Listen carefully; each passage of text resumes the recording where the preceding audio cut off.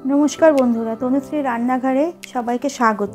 आज के आमी रान्ना करब चिकेन शिक काबाब उइथ पुदिनार चाटनी। चलुन चले जाई किभाबे बानाबो एटा देखार जन्य।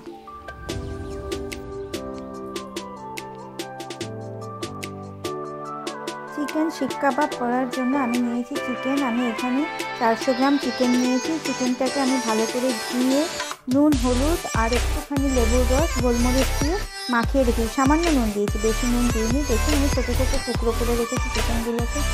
আর দেবো এর মধ্যে পেঁয়াজ কুচি। আমি দুটো মাঝারি সাইজের পেঁয়াজ কুচি করে রেখে দিয়েছি। 10-12 কোয়া রসুন কুচি নিয়েছি, তাকে কুচি করে রেখেছি। আর নিয়েছি 3টে কাঁচা লঙ্কা কুচি করে নিয়েছি। 1 ইঞ্চি আদা কুড়ে রেখেছিলাম, এটা দিয়ে দিলাম এর মধ্যে। 1 टीस्पून जिरे गुड़ो, 2 टीस्पून धने गुड़ो, हाफ टीस्पून लाल लंकार गुड़ो, हाफ टीस्पून गोलमरिचेर गुड़ो, स्वाद मतो नुन दिচ্ছি, स्वाद मतो चीनी। आमी एखाने गुड़ो चीनी व्यवहार करছি। दिচ্ছি 1 टीस्पून टमेटो सस,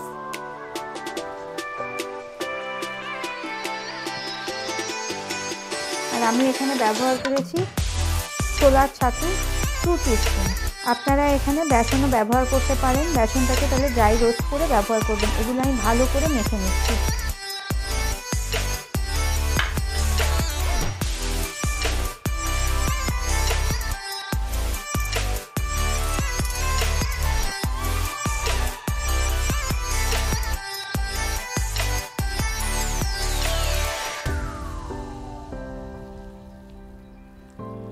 দিয়ে দিলাম ধনে পাতা।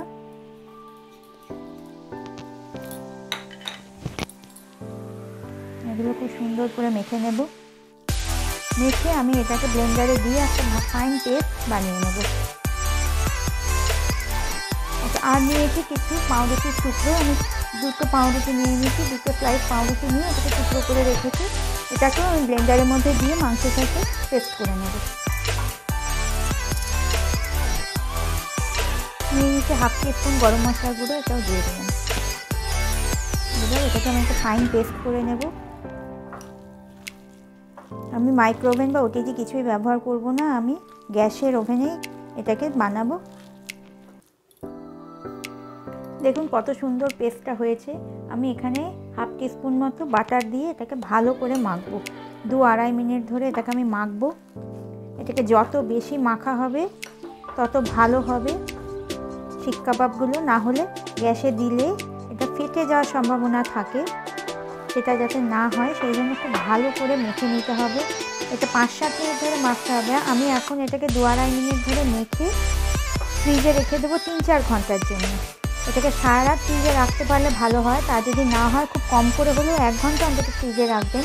তা আমার কাছে হাতে সময় আছে যখন, আমি তাই 4 ঘন্টা অন্তত এটাকে ফ্রিজে রেখে দেবো, দিয়ে তারপর এটাকে বানাবো। এইভাবে এটাকে আমি 2-2.5 মিনিট ধরে মেখে নিচ্ছি।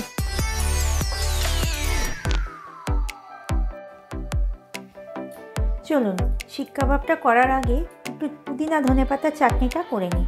পুদিনা ধনেপাতার চাটনি করার জন্য নিয়েছি আমি ধনেপাতা, পুদিনা পাতা, সাদা নুন আছে, বিট নুন আছে, আর আছে চাট মশলা, একটা কাঁচা লঙ্কা। এখানে রয়েছে একটুখানি আদা কোড়ানো, জিরে গুঁড়ো আর একটু গোটা জিরে নিয়েছি। নিয়েছি একটু চিনি আর নিয়েছি তেঁতুলের গাছ। তেঁতুলটাকে আমি অনেকক্ষণ আগে ভিজিয়ে রেখে গাছটা বের করে নিয়েছি। এবার এগুলো আমি মিক্সিতে দিয়ে পেস্ট করে নেব। দিয়ে দিলাম ধনে পাতা, পুদিনা পাতা,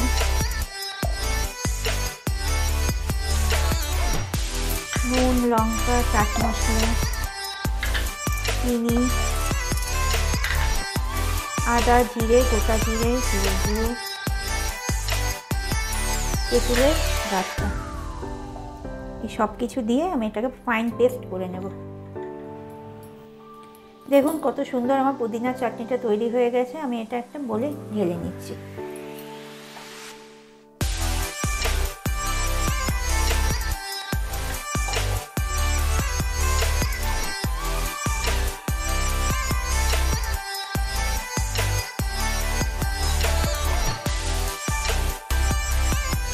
তৈরি হয়ে গেল আমার পুদিনা ধনেপাতা চাটনি।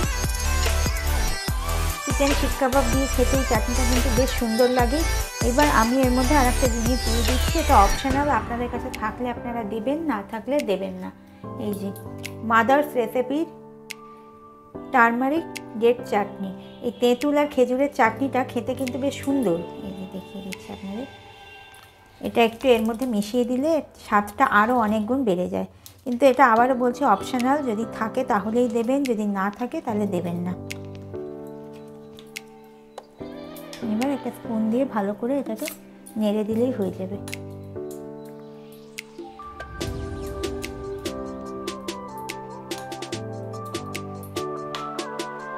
চলুন এবার শিক কাবাবগুলো আমি করে নিই। আমি ফ্রিজ থেকে মাংসটা বের করে নিয়ে আরও 2-3 মিনিট ধরে ভালো করে মেখে নিয়েছি। আর নিয়েছি সাদা তেল, এর মধ্যে একটু বাটার মেল্ট করে আমি নিয়ে নিয়েছি। চলুন এবার শিকের গায়ে লাগাই কাবাবগুলোকে। আমি শিকের গায়ে আগের থেকেই তেল মাখিয়ে রেখে দিয়েছি। এবার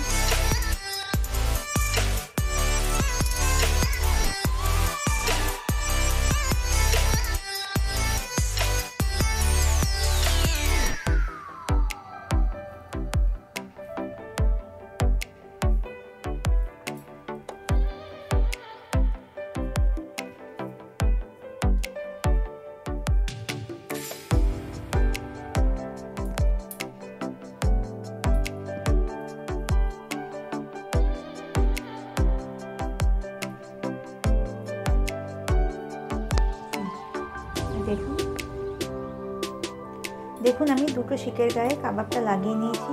এবার আমি এটাকে গ্যাসের মধ্যে একটুখানি সেঁকে নিয়ে তারপরে ফ্রাই প্যানে দেবো, তাহলে একটা স্মোকি গন্ধ আসবে।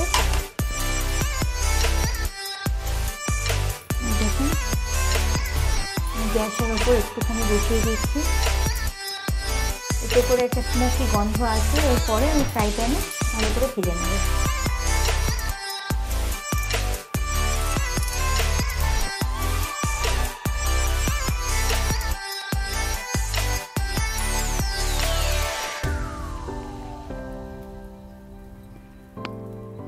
একটা পিঠ আমি 30 সেকেন্ড করে সেঁকে নিচ্ছি। দেখুন আমার একটা পিঠ সেঁকা হয়ে গেছে, আমি আবার আর একটা পিঠ উল্টে দিয়েছি।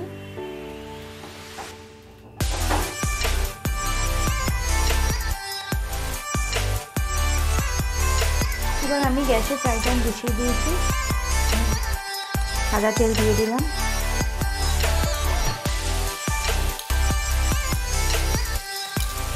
দিয়ে কাবাবগুলো এর মধ্যে দিয়ে দিচ্ছি।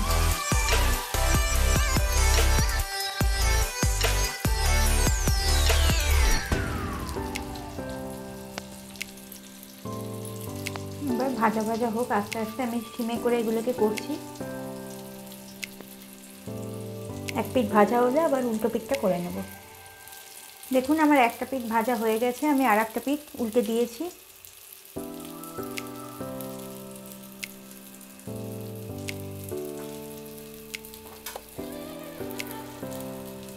এইভাবে দুটো পিঠ সুন্দর ভাজা হয়ে গেলে আমি তুলে নেব। আমার দুটো ভাজা হয়ে গেছে, আমি এই দুটো প্লেটে তুলে নিচ্ছি।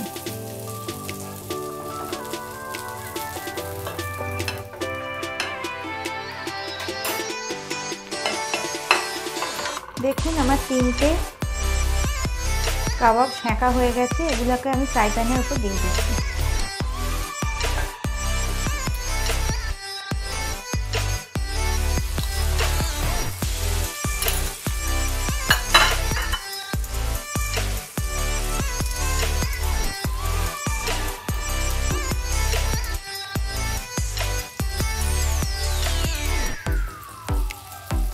এইভাবে আমি সবকটা কাবাব ভেজে নেব।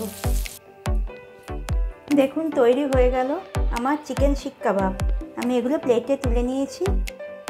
আমার রান্না যদি আপনাদের ভালো লেগে থাকে তাহলে প্লিজ আমাকে লাইক, শেয়ার আর সাবস্ক্রাইব করে দেবেন। আমি ফিরে আসবো আবার একটা নতুন রান্না দিয়ে। আপনারা ভালো থাকবেন, সুস্থ থাকবেন।